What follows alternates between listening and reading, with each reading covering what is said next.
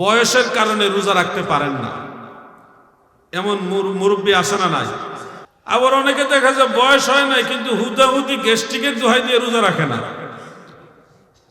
আসে না ভাই? ফাঁকি কারে দিচ্ছেন? আল্লাহকে ফাঁকি দেওয়া যায় না। এই দুনিয়া মুসাফির খানা মন জানো না, কত মানুষ আইলো গেল রইল না, কত মানুষ আইলো গেল রইল। বন্ধু নাই রে বান্ধব নাই রে, যেই জায়গায় ওই জায়গার বান্ধব নবী মুস্তাফা। আল্লাহুম্মা সাল্লি আহা মাশাআল্লাহ ওয়া আলা আলি সাইয়্যিদিনা মুহাম্মদ ওয়া আলা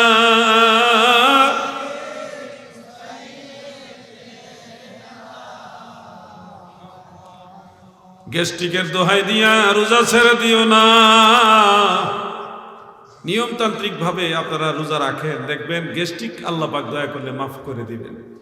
একটা পরামর্শ দিই, যাদের পেটের মধ্যে অতিরিক্ত গ্যাস হয়, আপনারা বয়স যদি একটু বেশি হয়ে থাকে, যেই খাবারটা হজম হইতে বেশি সময় লাগে এই ধরনের খাবার অ্যাভয়েড করবেন।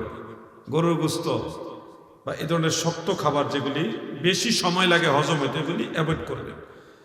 আর খাবারের সাথে ঔষধ হিসেবে আপনারা দেশির রসুন আছে না, দেশি রসুন, ছোট ছোট রসুনগুলো ঔষধ হিসেবে খাবারের সাথে খাবেন। এটা আপনার পেটের ভিতরে অনেক ধরনের রোগ বেমারগুলি আল্লাহ, এটা রুসিল আল্লাহ মাফ করে দিবে।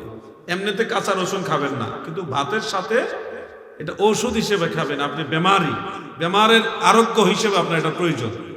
আশা করি আপনারা ফায়দা পাবেন। আমরা এটা অনেক উপকার পাইছি, আপনারাও এটা উপকার পাবেন। দেখবেন আপনাদের রোজা রাখা সহজ হয়ে যাবে। রোজাকে ফাঁকি দিবেন না। রোজা এমন একটা ইবাদত যেটা হাসরের ময়দানে আপনাকে জাহান্নাম থেকে বাঁচাইবার জন্য ঢাল হবে। ঢাল মানে বুঝেন, যুদ্ধ করতে গেলে এক হাতে তরবারি আর এক হাতে ঢাল থাকে। শত্রু যখন আঘাত করে তখন এই ঢাল দিয়ে ফিরাইতে হয়। আপনি যখন হাসরের ময়দানে জাহান্নামী হবেন তখন এই রোজা ঢাল হয়ে জাহান্নাম থেকে আপনাকে বাঁচাবে। সুবহানাল্লাহ বলেন। রোজার প্রতি কখনো অবহেলা করবেন না।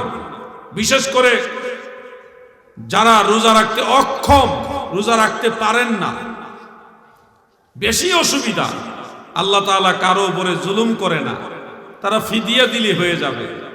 আর যুবকরা যারা আছো, আমরা দেখি পর্দার সাথে অনেকেই রোজার দিনেও বিভিন্ন হোটেলে আপনারা গোপনে গোপনে খান।